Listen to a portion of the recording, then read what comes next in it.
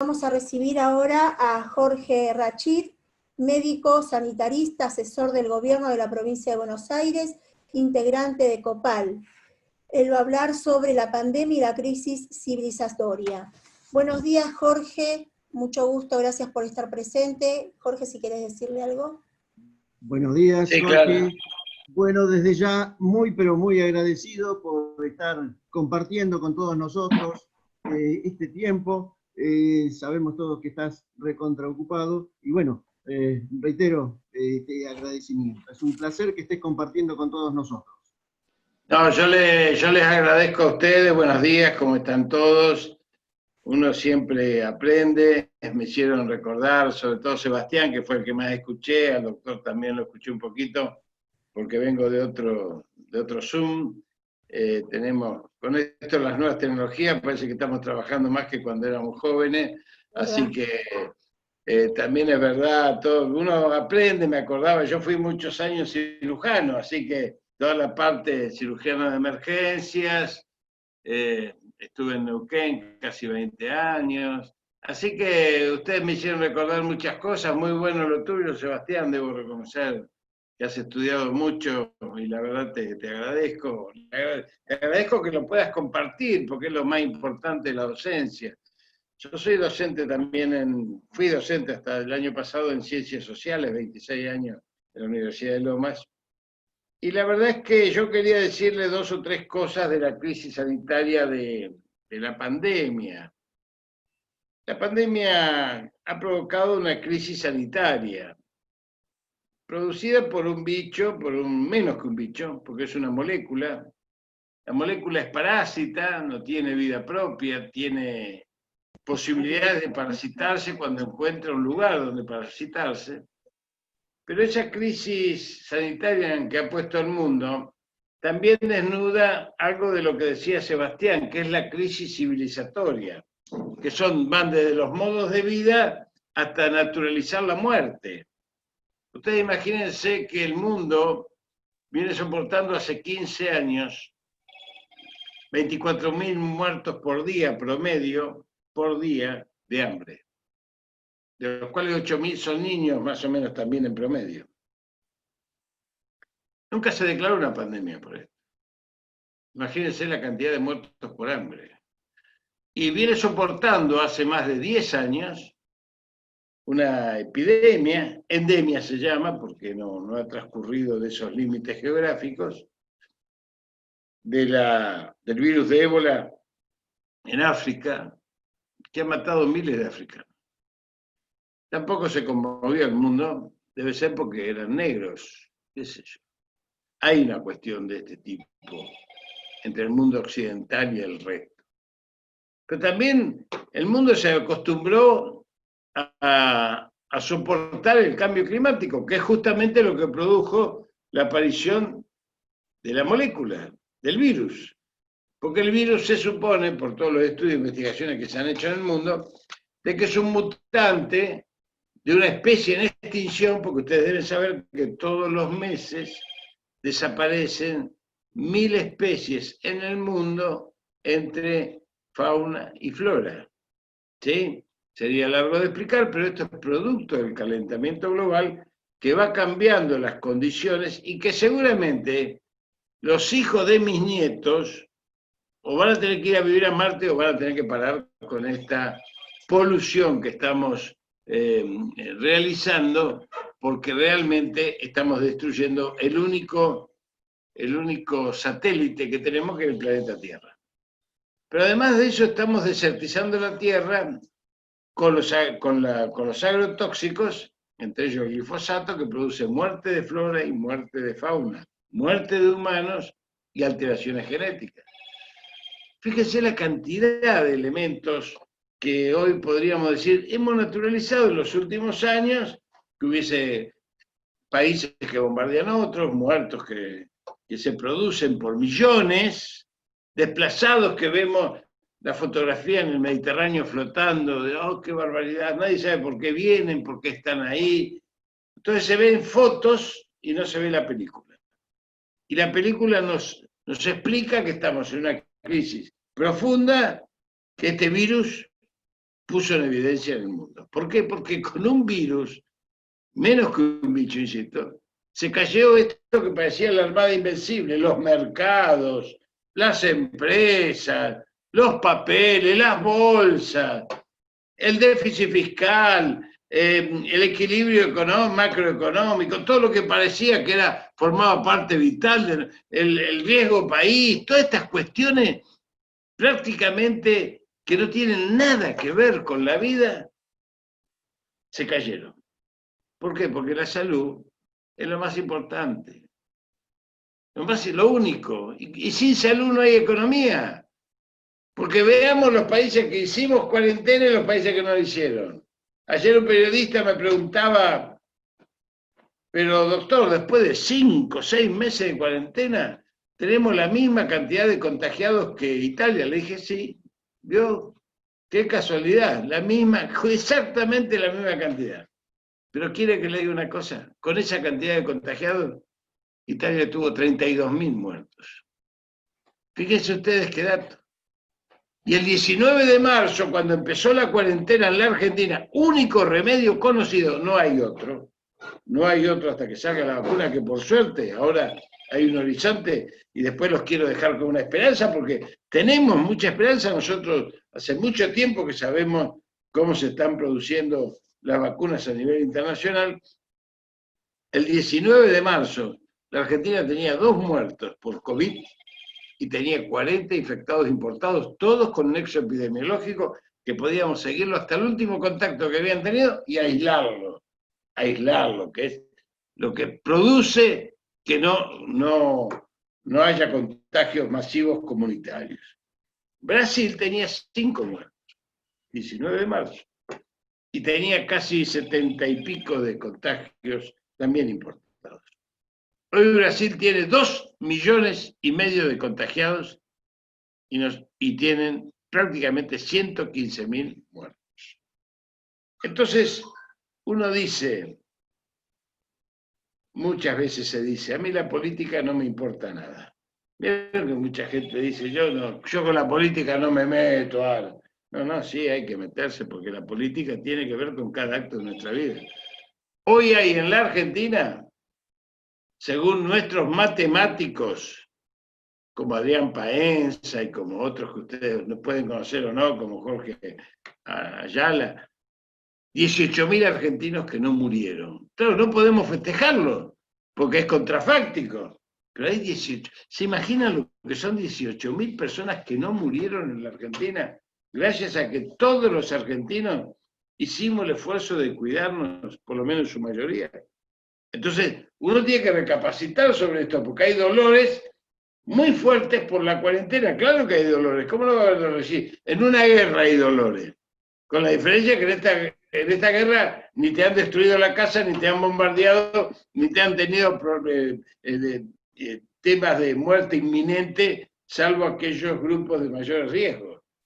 Porque este virus, que es un mutante, todavía lo estamos conociendo. Aquel que diga, yo conozco todo del coronavirus, mentira. Todos los días nos sorprende. Mire, esto es estamos como en un ring. Nosotros le pegamos un cross y él nos pega un uppercut. Todos los días estamos peleando con el virus. No sabemos todavía si tiene inmunidad permanente o no. Todavía no lo sabemos. ¿Por qué? Porque hemos tenido casos de personas que han tenido 2 veces el coronavirus con una diferencia de 2 meses. Entonces, ¿qué pasó ahí? Tenemos que investigar. Pero además hay cuestiones que dicen no ataca ni a los niños ni a los jóvenes. Mentira. Mentira. La edad promedio del segundo nivel de internación nos bajó a 36 años. Segundo nivel de internación es antes de la UTI. En unidad de terapia intensiva nos bajó de 69 años a 60. Tenemos 200 chicos internados y se nos han muerto 7 menores de 5 años. Digo para los que dicen, yo salgo con mis chicos, total, los chicos no. Pero además los chicos, cuando el virus entra y logra anidarse, porque es un parásito, insisto, ese parásito que si está en el aire o está en una mesa o está en una suela, dura 8 horas, 9 horas, 12 horas, en un ambiente un poco mejor, un mármol dura un poco más. Ese virus, cuando entra a una célula, se reproduce en un día 100.000 veces. 100.000 veces. Entonces, esto, si nosotros no somos capaces de mirar lo que hemos hecho, y acá me voy a referir a los argentinos, con capacidad de crear en menos de 120 días, porque cuando llegó este gobierno, enfrentó 2 epidemias, el dengue y el sarampión. El país había sido declarado país libre de sarampión en el 2006-2007 por la OMS. Y cuando se fue el gobierno anterior, resulta que ahí está, el sarampión otra vez por falta de vacunación. Se nos murieron chicos. Y esta es una realidad. Y la epidemia de dengue, que siempre antes la teníamos localizada en Misiones, a lo sumo en Corrientes, ahora tenemos en Capital. En los 4 últimos años, ustedes no se enteraron, hubo 57.454 casos de dengue internados y hubo 3.000 muertos de dengue. ¿Por qué? Porque el bicho viajó por el país tranquilamente, porque no hubo, ustedes saben que el dengue no tiene vacuna, no se combate con otra cosa que no sea una acción de educación para la salud, como la que están haciendo ustedes hoy, muy fuerte, que permita tomar conciencia de aquellos aspectos que es el paradigma central de la salud, que es proteger la salud y no atender la enfermedad. Esto es lo que yo estoy escuchando de ustedes y por eso los felicito. Pero nosotros nos encontramos con esas 2 epidemias, nos encontramos con una situación difícil. En los 90 días empezó esta pandemia y la decisión fue difícil, porque todavía la gente no tenía una conciencia de que esto era grave. Claro, si había 2, el 19 de marzo, 2 muertos, y por eso me tengo que quedar en mi casa. Hasta que empezó a ver las fosas comunes en Central Park, en Nueva York, las fosas comunes en Manaos, las fosas comunes en Bérgamo, los muertos en las calles en Perú y en Ecuador, los camiones refrigerantes llenos de cadáveres en España. Entonces tomó conciencia. Pero ahí pudimos hacer algo muy, muy fuerte, que es recuperar algo que los argentinos debemos recuperar, que es una conciencia social solidaria, de querernos un poquito más. Basta de estos odios y estas cosas. Hay gente que ataca la cuarentena porque dice que la tierra es plana, que las vacunas no sirven. Bueno, estas cosas que uno dice, ¿cómo le hablo a una persona que me plantea una cuestión tan irracional como que la tierra es plana y lo convenzo de que es redonda, digamos? Yo no tengo tantos argumentos, por más que uno sea docente. O a la gente que me dice que no hay que vacunarse porque las vacunas provocan determinado tipo de enfermedades. ¿Saben por qué no se vacunan algunos? Porque el resto estamos vacunados. Entonces no circula el virus. Por eso no se vacunan los que no se vacunan. Porque el resto, la humanidad, nosotros tenemos 19 vacunas obligatorias y gratuitas, cosa que no sucede en ningún otro lugar del mundo porque son obligatorias, pero no suelen ser gratuitas. Y con eso tenemos un mapa epidemiológico que ha permitido hoy que tengamos la base para hacer la vacuna que viene. ¿Por qué? Y porque el 50% de las vacunas que hoy se dan en la Argentina del Plan Vacunatorio Nacional las producimos nosotros en la producción pública de medicamentos. Esto no lo sabe la mayoría de la gente. Tampoco sabe la mayoría de la gente que en el 2012 se hizo una asociación público-privada en el gobierno de Cristina Fernández de Kirchner con este Hugo Sigman, que es el dueño de Lea, y pusimos el primer laboratorio de biotecnología avanzada del mundo en monoclonales, que fue el invento de César Milstein, uno de nuestros 3 científicos galardonados con el Premio Nobel de Medicina, que son Milstein, Deluar y Hussein, más 2 premios Nobel de la Paz que tenemos, Pérez Esquivel y Lamas. Claro, pero esto, como nosotros somos el último eslabón del tarro, parece que somos una porquería como pueblo, una porquería como patria. No es así. Tenemos una educación superior, no superior a nada, es decir, superior en el sentido que tenemos conocimientos propios y tenemos capacidades propias. En este momento en Caño Cañaveral está por salir el segundo satélite nuestro, en Cabo Cañaveral. El segundo no salió ayer por cuestiones climatológicas. ¿Ustedes lo sabían? No. Tenemos 2 satélites puestos para tener el día de mañana conectividad propia, porque si mañana el señor Bill Gates dice no va más Google, nos quedamos sin esta plataforma que tenemos acá. ¿Qué están haciendo todos los países? Intentan tener plataformas propias. Por eso tenemos científicos nuestros que en 120 días crearon el kit serológico que mide anticuerpos y 2 kits moleculares para medir enfermedad. Y además crearon los bioingenieros la capacidad de duplicar y cuadruplicar los respiradores. Es decir, con un respirador podemos atender 2 camas o 4 camas de acuerdo a la disposición que tengamos, porque lo inventaron nuestros jóvenes. Yo estoy orgullosísimo de nuestros jóvenes científicos, de nuestros jóvenes investigadores, y también estoy orgulloso de nuestro pueblo, cómo se está comportando en su mayoría con esta cuarentena, porque ha entendido que esto viene así. Y para terminar, porque yo tengo que ir a hacer otras cosas, perdónenme, tengo una reunión en la provincia, y quizás iba a decir importante, no, pero ustedes son tan importantes como eso, porque todos estamos trabajando por el bien común. Quiero decirle que en el mundo hay 137 investigaciones de vacuna en marcha en fase 1 y fase 2. 28 en fase 3, de las cuales 6 son avanzadas. Son la de China, la de Rusia, la de Oxford, la de Pfizer, la de Moderna en Estados Unidos y la de Chemeo, que es una asociación chino-norteamericana, biotecnológica. La Argentina, pero antes de decirle la Argentina, ¿qué pasa con la fase 1 y fase 2? Una vez que se hizo la primera fase química de la vacuna y todas esas cuestiones, se prueban las vacunas 2 cuestiones centrales. Lo primero, que no haga daño. Esto está comprobado. Ninguna de esas vacunas que están en fase 1 y fase 2 hace daño, primero.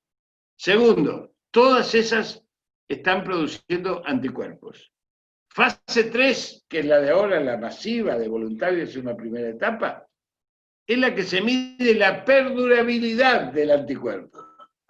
Porque no es lo mismo que el anticuerpo dure 3 días, que dure 6 meses o que dure 1 año, que haya que aplicar una dosis o que haya que aplicar 2 dosis. Ustedes saben que hay vacunas que se aplican cada 4 años por la perdurabilidad de los anticuerpos, la de neumonía, por ejemplo.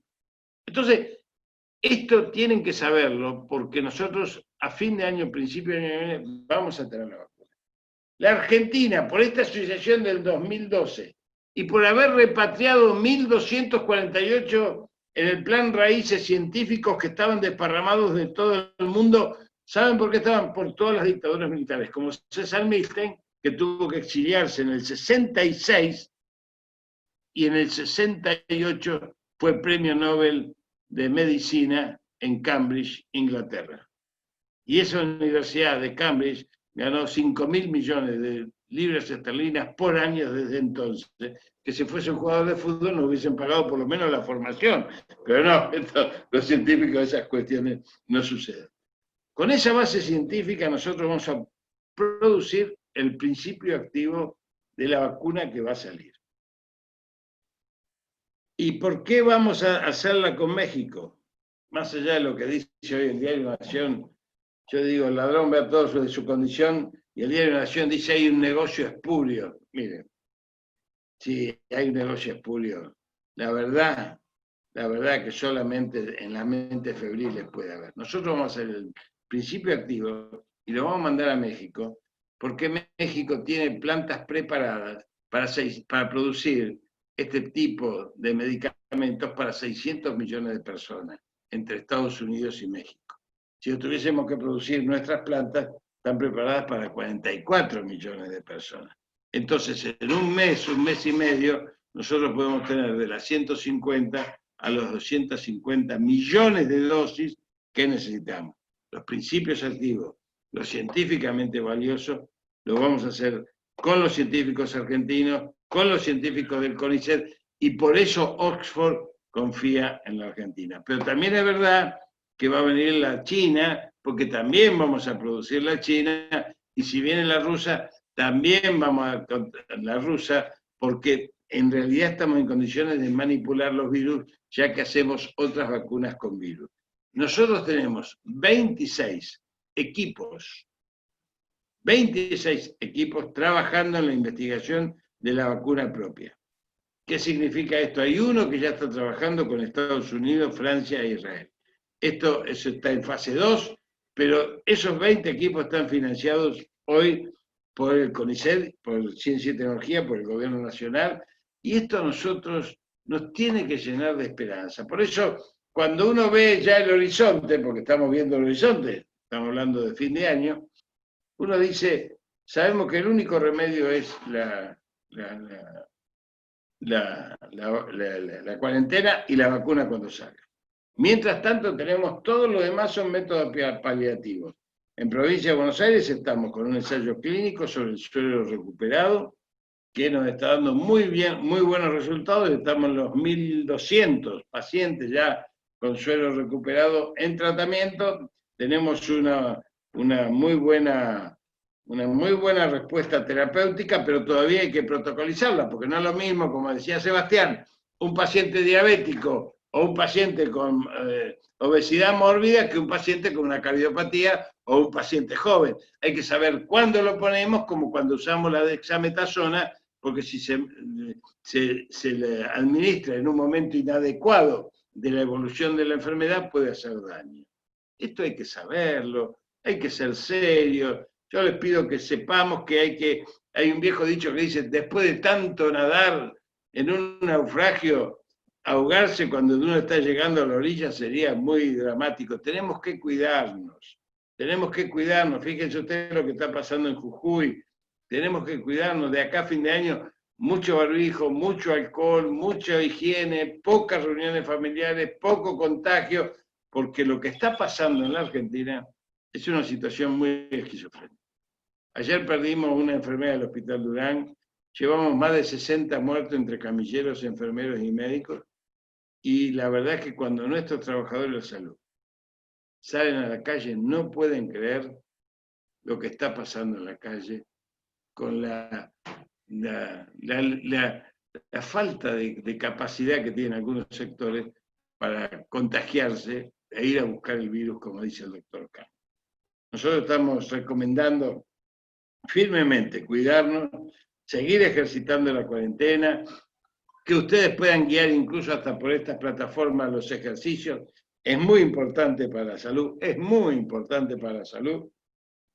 es verdad que a todos nos gusta la cocina, creo que además la cocina y el comer es una gratificación que nos calma también los nervios, pero es necesario que hagamos. Yo soy un hombre de gimnasio diario, todos los días 1 hora y media. Imagínense cómo estoy sufriendo, desde los 42 años hasta hoy que tengo 72. Hace 30 años, todos los días gimnasia. 1 hora y 15 de bicicleta y el resto, obviamente, mover músculo por músculo. Esto que hacía todos los días, intento hacerlo, pero la verdad que en la casa no es tan fácil y tendría que tener alguno de ustedes que me pegue un chirlo todos los días para hacerlo, porque esto es lo que sucede a veces. Pero dándole estos datos, yo quiero decirles que pueden consultarme con Jorge, siempre yo estoy en contacto con él, yo le agradezco mucho y lamento haber tenido poco tiempo, pero realmente por lo poco que escuché, sepan que pueden contar conmigo, sepan que yo apoyo mucho esta actividad, creo que son muy valiosos para la comunidad y creo que gran parte de la rehabilitación, yo estuve en Cuba varias veces, había un compañero cubano por ahí, y ¿saben qué? Toda la ventaja de Cuba es que a un rehabilitado le dedican 8 horas por día de diferentes especialidades de rehabilitación. Y ustedes son una parte muy importante de eso. Yo los he visto trabajar, sé cómo trabajan, sé la paciencia. Dicen todo lo contrario, o sea, no van a empezar nomás las clases. Que tienen ustedes por la gente. Así que yo me despido. El año que viene, no sé cómo irán a iniciar. Y felicitándolos por esta actividad. Muchísimas gracias. Jorgito querido, muchísimas gracias por estar compartiendo con nosotros y esperamos, están llegando muchos saludos de Neuquén y esperamos en una próxima reunión que nos cuentes sobre tu actividad allí en Neuquén y esa integración que pudiste hacer entre los hospitales públicos y aquella gente de las comunidades mapuches que se integraron a la salud pública. Eso fue una obra maravillosa. Gracias. Sí, fueron los promotores de salud y además incorporamos a las machas al hospital público y además inventamos el sillón vertical de parto, junto con la gente del INVAP. Son experiencias muy importantes porque cada civilización que entra borra conocimiento que existe. Y nuestros pueblos ancestrales, nuestros pueblos originarios, los cuales somos parte hoy, digo porque el 60% de los argentinos en su ADN tiene algo de pueblo originario, por más que tenga el papá y la mamá que son salidos de los barcos. Nosotros no bajamos de los barcos. Algunos dijeron tierra, pero otros dijeron barco, y eran muchos millones los que dijeron barco. Así que con mucho gusto, Jorge, cuando quieras, tenemos una charla si es presencial mejor. Muchísimas gracias, les mando un abrazo. Una preguntita que están haciendo desde Facebook. ¿Cuál es la diferencia que hay entre cada una de las vacunas que se están haciendo en cada uno de los países? Mira, la rusa y la de Oxford son iguales. Utilizan un adenovirus modificado lo que se llama con un cambio de proteína y una proteína recombinante, y eso lleva a que ese virus, un adenovirus, combata el coronavirus. Están usando la misma plataforma científica, esto se usa mucho en biotecnología, de atacar un virus con otro virus, y esto produciendo anticuerpos esto se determina biológicamente. Así que esa es la diferencia. Además, me olvidé decirle, en la Facultad de Veterinaria y Agronomía acaban de patentar el suero equino, porque los caballos son los que producen mayor cantidad de suero, a lo cual nos va a evitar el día de mañana tener que recurrir solamente a los que padecieron la enfermedad. Todo esto está sucediendo en la Argentina. Estemos orgullosos y dejemos de odiar, porque realmente los sembradores de odio cada vez se van a quedar más solos. Muchísimas gracias. Otra preguntita. Sí. ¿Por qué se habla de una dosis o de 2 dosis? Porque todavía no sabemos, Patricia, no sabemos todavía. Justamente la evaluación que viene tiene que ver con la perdurabilidad del anticuerpo. Y si la primera emisión de la dosis no es lo suficientemente fuerte, hay que hacer 2 dosis con un mes de diferencia o 15 días de diferencia para que haya una mayor provisión de anticuerpos por parte del organismo, para que como mínimo dure un año. Es decir, la idea central es como mínimo un año. Si son 4 años mejor, porque además ahorraríamos muchísimo dinero. Así que bueno, me despido porque ahora sí me tengo que ir y bueno, les agradezco mucho, Jorge.